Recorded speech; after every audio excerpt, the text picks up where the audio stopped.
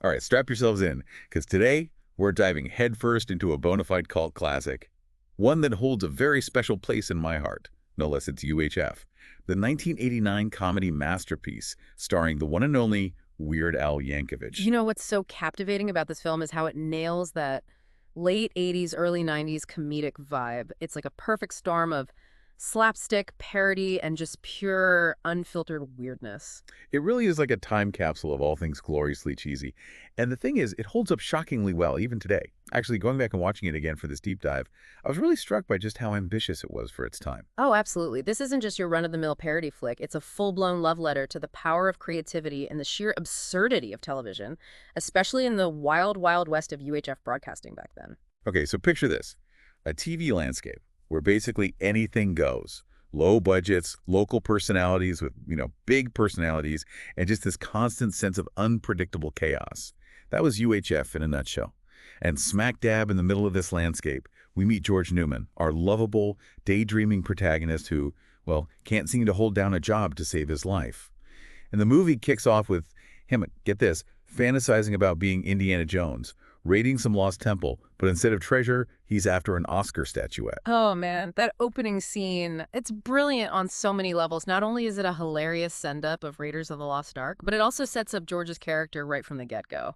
Imaginative, obviously, a little bit chaotic, and definitely not cut out for the corporate world, that's for sure. You said it. I mean, come on, who hasn't daydreamed about accepting an Oscar? But George's daydreams, they're next level, and they totally foreshadow the wild ride we're in for. Oh, for sure. And speaking of wild rides, George ends up inheriting this, well, failing UHF station Channel 62.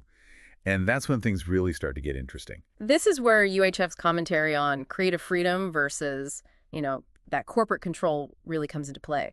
UHF stations, especially back then, were kind of like the underdogs of the TV world. Less money, less polish, for sure, but they also had way more freedom to experiment, to be different, to be, well, weird. And George, with his offbeat sensibility and a penchant for the absurd, he's like the perfect guy to shake things up. He puts together a crew that's just as eccentric as he is. Oh, yeah. You got Bob, his loyal best friend, who's always game for an adventure. Tiduri, his long-suffering girlfriend, who somehow puts up with all of his crazy antics. And then there's Stanley Spadowski, played with, brilliant comedic timing by Michael Richards. Ah, Stanley. You can't talk about UHF without bringing up Stanley, the janitor turned television star. He's like the embodiment of pure, unadulterated weirdness, and it's that very quality that makes him such a hit with viewers. His show, Stanley Spadowski's Clubhouse, it's a chaotic masterpiece of random games, messy crafts, and just, well, Stanley being Stanley. Oh, man. Those Stanley Spadowski's Clubhouse segments, they're pure comedic gold. So wonderfully random and unpredictable. Seriously, where else are you going to see a grown man in a giant moose hat playing Twister with a bunch of kids? And don't forget those fake commercials sprinkled throughout the film, like Spatula City and Jinsu Knives. They're not just funny, they're like this brilliant satire of advertising. They perfectly capture that over-the-top, in-your-face style that was so big in the 80s. No, seriously, Spatula City. Yeah. Still cracks me up every time I hear it. The sheer absurdity of it all, it's genius. It's like they took the most mundane product imaginable, a spatula, and made it seem like the most essential item in your kitchen. It's a testament to Weird Al's comedic genius, his ability to find humor in the everyday and turn it into something truly hilarious. And, speaking of comedic genius, we can't overlook the director, Jay Lovey. This was his first and only feature film, but he did an incredible job bringing Weird Al's vision to life. It's true. He really captured that energetic, anything-goes spirit of the movie. And it's interesting because despite all the chaos and absurdity, there's a real heart to the film, too. Absolutely. Underneath all the slapstick and parody, there's this message about the importance of following your dreams, being true to yourself, and finding your tribe of people who appreciate your unique brand of crazy, For sure. And as Channel 62 starts gaining popularity, we see this rivalry heat up between George and R.J. Fletcher. Yeah. The ruthless owner of the competing network station, Channel 8. Talk about a classic David versus Goliath story. Oh, yeah, Fletcher. Played to slimy perfection by Kevin McCarthy. He represents everything that George is rebelling against. Corporate greed, cynicism, and a total lack of respect for creativity. He's the perfect antagonist. And his attempts to sabotage Channel 62, they get increasingly desperate and comical as the film goes on. I think Fletcher's character is a great example of how UHF isn't just a silly comedy. It actually has some surprisingly insightful commentary on the state of media and the tension between artistic expression and, those corporate interests. Right, there's definitely an undercurrent of social satire running through the whole film, and it's one of the reasons why it continues to resonate with audiences even today. Plus, you can't deny the pure entertainment value of watching Fletcher's schemes backfire in these spectacularly hilarious ways. There's a real sense of satisfaction when the underdog comes out on top. Speaking of triumphs, let's talk about the telethon climax. George and his crew, they embark on this Rambo-inspired rescue mission to save Stanley after he's kidnapped by Fletcher.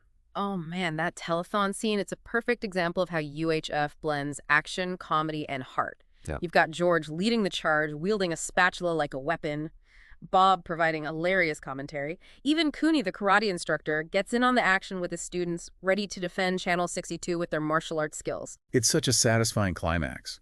And it really showcases the film's message about the power of community and the importance of fighting for what you believe in, even if it means going up against a corporate giant like Fletcher. And don't forget Philo, that eccentric engineer. He plays a crucial role in the telethon's success, too. He's another example of how UHF embraces those who are often seen as outcasts or misfits and shows how their unique talents can shine when they're given the right platform. Oh, Philo. He's definitely one of my favorite characters. So wonderfully quirky and unpredictable. Yeah. You never know what he's going to do or say next, and that unpredictability is part of what makes him so endearing. He's a great example of how UHF celebrates those who think outside the box and aren't afraid to be different. Absolutely. And speaking of being different, let's talk about the impact of UHF's unconventional humor and how it's resonated with audiences for over 3 decades. You know, that's something I find truly fascinating about this film. It's a movie that doesn't try to fit in or cater to mainstream sensibilities. It's unapologetically weird, and that's what makes it so special. It's like UHF gave people permission to embrace their own inner weirdness, to laugh at the absurdity of life and to appreciate the beauty in the unconventional. And that message is timeless. It's something that resonates with people of all ages and backgrounds. Okay, we've talked a lot about the characters, the plot, the themes, but I'm curious, what stands out to you as one of the most hilarious or quotable moments from UHF? For me, it's hard to choose just one, but the Wheel of Fish segment always gets me. Oh, Wheel of Fish, that's a classic. But for me, I gotta say, the Spatula City commercial is right up there. It's just so absurd, so over the top, and yet it perfectly captures the spirit of the entire film. You know what's interesting about those fake commercials? They actually work. They're so catchy and memorable that you almost find yourself wanting to buy a spatula from that crazy guy. Or a whole set of Ginsu knives, for that matter. It's a brilliant satire of advertising. They take the most mundane products and make them seem exciting and desirable through sheer force of personality and ridiculousness. And they tap into that primal urge we all have for stuff, even if we don't need it. It's like UHF is holding up a mirror to our consumerist culture and saying, look how silly we are. Right. But it's doing it in a way that's funny and entertaining, not preachy or judgmental. It's a delicate balance, and they pull it off masterfully. But beyond the satire, there's also this genuine affection for the things they're parodying. It's not mean-spirited or cynical. It's more like a loving poke in the ribs. Exactly. And I think that's why UHF has endured as a cult classic. It's a movie that makes you laugh, makes you think, and leaves you with a warm, fuzzy feeling. It's a reminder that sometimes the weirdest, most unexpected things can be the most brilliant. It's a testament to the power of taking risks and not being afraid to be different. Weird Al could have easily played it safe and made a more conventional comedy, but he went for something truly unique. And that's what makes UHF so special. It's a film that celebrates the underdog, the outsider, the ones who dare to be different. And that message resonates deeply with people, no matter what generation they're from. And speaking of Weird Al, we can't overlook his incredible musical talent. He brought his signature parody genius to the soundtrack. With songs like Money for Nothing, Beverly Hillbillies, and UHF, they perfectly capture the film's quirky energy. The music in UHF is so much more than just background noise. It's an integral part of the storytelling, and it adds another layer of enjoyment to the film. You can tell that Weird Al poured his heart and soul into this project, and that passion shines through in every aspect of the film, from the writing to the performances to the music. It's a true passion project, and I think that's part of what makes it so endearing. You can feel the love and care that went into making it. And that love and care is contagious. It's impossible not to smile when you're watching UHF. It's just pure, unadulterated fun, but it also has a lot of heart. Underneath all the silliness, there's a message about the importance of friendship, loyalty, and believing in yourself. And that message is universal. It's something that we can all relate to, no matter our age, background, or taste in movies. UHF is a reminder that it's okay to be ourselves, to embrace our passions, and to never give up on our dreams, no matter how crazy they might seem. It's a film that encourages us to question the status quo, to challenge the norms, and to seek out alternative voices and perspectives. Absolutely. We need more of that unbridled creativity and willingness to just go for it, no matter how silly or strange it might seem. And to always have a good spatula on hand. Exactly. But on a more serious note, UHF reminds us that it's okay to be ourselves, to embrace our passions, and to never give up on our dreams, no matter how crazy they might seem. All right, so we've covered a lot of ground here, but I think there's still so much more to unpack. We haven't even touched on some of the film's most iconic scenes, like the Gandhi Second trailer or the epic Rambo parody. We'll be diving into those and more when we come back after a short break. Don't go anywhere. We'll be right back with more UHF goodness. And we're back, ready for round 2 of UHF madness. Oh, you know it. I'm still riding that Spatula City high. But before we jump back into those iconic scenes, I kind of want to take a minute to just appreciate the sheer brilliance of Weird Al's parody work in this film. Yeah, totally. That's his bread and butter, right? Yeah. At UHF, man, it's like a masterclass in how to do parody right. It's not just about like mimicking the source material. It's about finding the humor in the unexpected, twisting the familiar into something completely new and hilarious. Like, remember that scene where they're parodying Conan the Barbarian? Oh, yeah. But instead of this fierce warrior, we get Conan the Librarian, shushing noisy patrons and wielding the Dewey Decimal System like a weapon. It's so clever and so subversive. They take these iconic action heroes and tropes and completely flip them on their heads, exposing the absurdity of it all while still paying homage to the original. And it's not just movies either. They also poke fun at TV shows, commercials, even music videos. Remember the Money for Nothing Beverly Hillbillies mashup? Oh man, that's a classic. It's such a perfect blend of two totally different worlds. And it really highlights Weird Al's knack for finding humor in the most unexpected places. Speaking of unexpected places, let's talk about the Gandhi Docket trailer. Now, this is where UHF gets really meta. They cook up this fake trailer for a sequel to Gandhi, but instead of a peaceful leader, we see Gandhi as this, like, gun-toting vigilante out for revenge. It's so bold and audacious. It's a perfect example of how UHF pushes the boundaries of good taste, but it does it with this playful, self-aware energy that makes it impossible to be offended. Exactly. They're not being mean-spirited or disrespectful. They're just having fun with these pop culture icons, you know? Yeah. And they trust their audience to get that it's all in good fun. And I think that trust is what makes UHF so special. It's a film that respects its audience's intelligence and sense of humor, and it doesn't shy away from being weird or pushing the envelope. It's a celebration of the absurd, and it invites the audience to come along for the ride. Speaking of rides, we got to talk about the Rambo parody. Complete with George leading this ragtag team of Channel 62 employees on a mission to rescue Stanley from the clutches of the evil R.J. Fletcher. That whole sequence is such a great example of how UHF blends action and comedy. You got George wielding a spatula like it's, you know, a deadly weapon. Bob providing hilarious color commentary. Even Terry Orr gets in on the action, proving she's more than just George's long-suffering girlfriend. And the way they sprinkle in elements of the original Rambo film, like the iconic headband and the one-liners, it's just brilliant. It's a parody for sure, but it's also like a loving tribute to the genre. You know, for a film that's so over-the-top and silly, it's surprisingly well made. Oh, totally. The production value is actually pretty good, especially considering it was made on a, relatively small budget. The sets are impressive, the costumes are creative, and the special effects, well, they're definitely cheesy by today's standards, but they have a certain charm to them. It's obvious that a lot of care and attention went into making this film, and that dedication really shines through in every frame. And I think that's one of the reasons why UHF has resonated with audiences for so long. It's a film that's made with love, and that love is totally infectious. Yeah. It's impossible not to be charmed by its goofy energy and its heartfelt message. Yeah, and let's not forget about the performances. Weird Al is perfectly cast as George. He brings a real sweetness and vulnerability to the role. He's not just a parody machine. He's a real character with heart. Absolutely. And the supporting cast is equally amazing. Michael Richards is a comedic force of nature as Stanley. Victoria Jackson is delightful as the ditzy Pamela Finkelstein. And Getty Watanabe brings this hilarious intensity to his role as Cooney, the karate instructor. It's a true ensemble piece. Everyone gets their moment to shine. And you can tell they're all having a blast making this film, which just adds to its charm. It's interesting to think about how UHF's legacy has kind of evolved over the years. When it first came out, it wasn't exactly a box office hit. In fact, it was considered a bit of a flop. Yeah, that's true. But over time, it's gained this massive cult following. And now it's considered one of the greatest comedy films of all time. Absolutely. And it's a testament to the power of word of mouth and the enduring appeal of Weird Al's humor. UHF is a film that defies categorization.